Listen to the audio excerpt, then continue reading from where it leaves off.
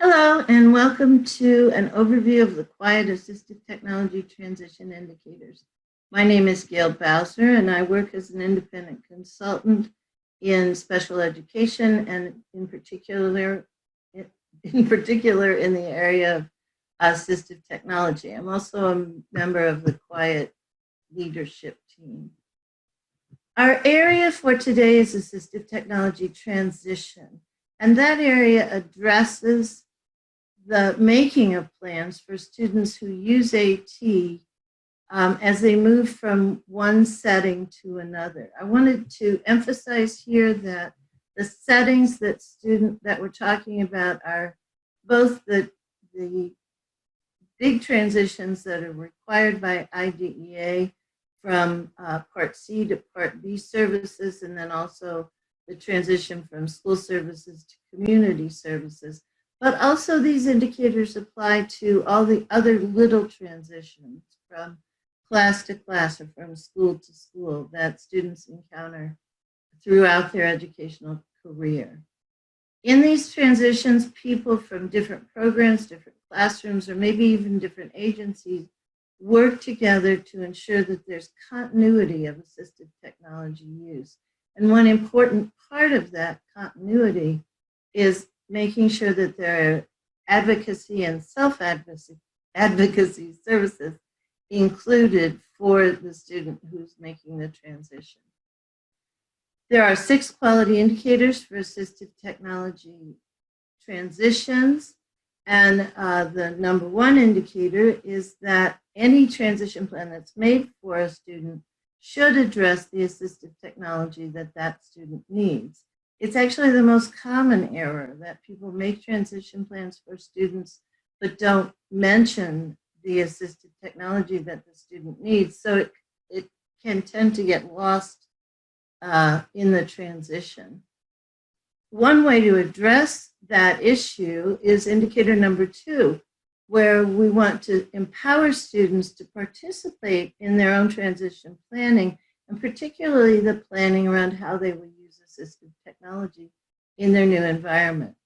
If the student can't be a self-advocate, then indicator 3 comes into play, and we make sure that there are advocates for the student's use of assistive technology in both the sending environment and the receiving environment, and as often as possible, that parents are a part of that advocacy initiative.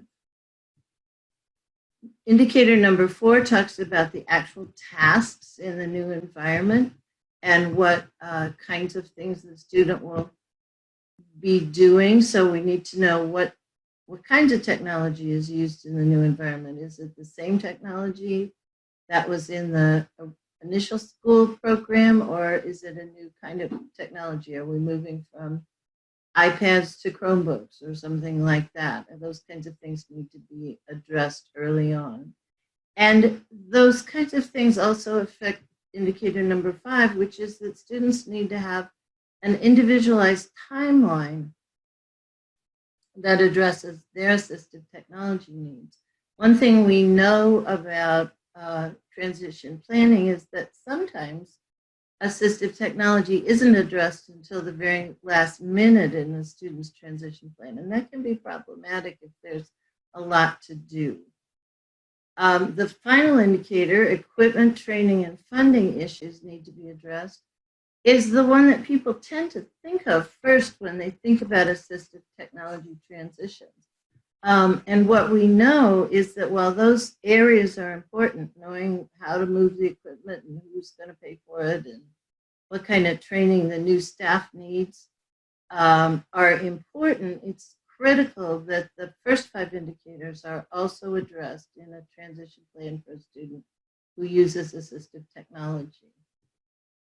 There's some big ideas about assistive technology transitions that I think are really important. So I'd like to share those with you today and encourage you to read the guiding document about assistive technology transition that's included on the Quiet website. There really are 3 types of transition activities. There are device-specific activities, activities that the IEP team is procedurally required to implement, and then also activities that the student and family need to be involved in order to ensure continuity, because it's the student and the family who will be always present in the new environment. So device-specific activities are things like the bullet points on this slide, arranging the transfer of technology.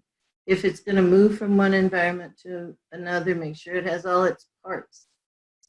Create artifacts to demonstrate the current level of AT use and independence. So what does it look like when the student's using their assistive technology? What kind of work do they do with that technology?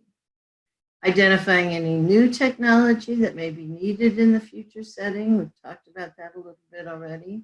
And identify sources of funding for the new technology if that's required.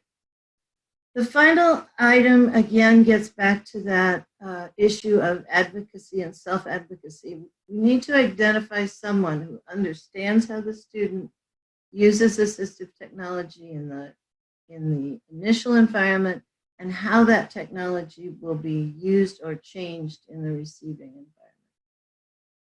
There are also required IEP team planning activities, and some of the kinds of things that might help you to develop a transition plan for your student who uses assistive technology are observing in the future setting with an eye to how will this fit into the new environment?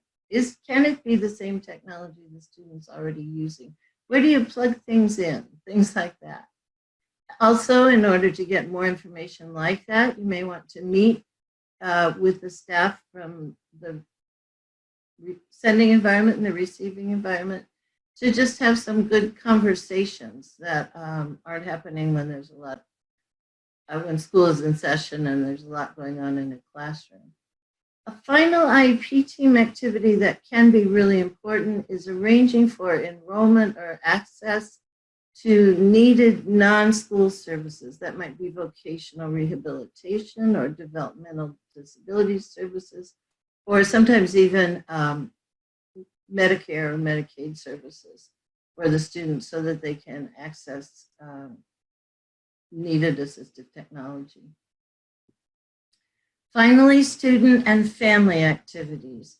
Under student and family activities, we think it's important that the student develop as much independence as possible in their use of assistive technology. So they need to have not only ability to operate the assistive technology and do the tasks for which the technology was selected, but also to know how to explain it to other people and decide when to use their assistive technology independently. In order to think about that more carefully, students and their families need to visit future settings and figure out what that environment is going to be like and how much help they really will get. And they need to develop as much as possible self-determination skills for their own self-advocacy. I've mentioned self-determination and self-advocacy several times, so I wanted to give you this list of skills from Michael Waymeyer, who is an expert in transition in general and has done a fair amount of work in assistive technology transition. He lists these 6 skill areas: choice-making, decision-making, problem-solving, goal setting, self-regulation, and self-advocacy as essential self-determination skills. And for each of these skill areas, there are assistive technology actions that we might be able to begin teaching our students as early as possible so that they are self-determined assistive technology users when they move from one environment to another. For next steps, I think it's important that you begin planning as early as possible for any transition that's going to happen, so that environments and the student and other team members will be prepared when the transition does occur. Also, if you represent an agency, we want to suggest that you develop a process or a form to ensure that all elements of AT transitions are addressed by IEP teams. And we have a sample of a form like that for you in our resource document and on the Quiet website. Also, I want to encourage you again to go back and review that list of self-determination skills and include them in the instructional programs of all students who use assistive technology at as early an age as possible.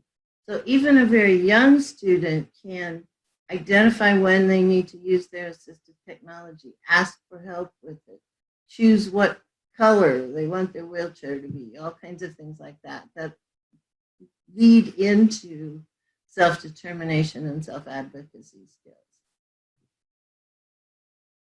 What we know is that competent assistive technology use and implementation in a school program does not guarantee that in a new environment it will carry over. It's important to do some planning so that there's as much continuity as possible in the new environment. And the students' coordinated set of activities should include a focus on AT use. In order to do that, there are specific actions that AT teams can take to help ensure that continuity of AT use after a transition. And hopefully you've gotten several ideas as we've talked today about the kinds of actions that you might take as a team. We have a bunch of resources for you. This is a list of the transition for assistive technology resources that are on the Quiet website. There are the quality indicators, the self-evaluation matrix, and the transition planning worksheet that I've referred to several times. But I also wanted to point out to you this list of supplemental resources about assistive technology transitions, so that you might be able to delve more deeply into this topic and get the information you need to plan effective assistive technology transitions for your students. Thank you for joining me today. These are the direct links to the Quiet website, the Quality Indicators for Assistive Technology Manual, Comprehensive Guide to Assistive Technology Services, and the email address for the Quiet Leadership Team. I look forward to hearing from you in the future, and thank you for joining me today.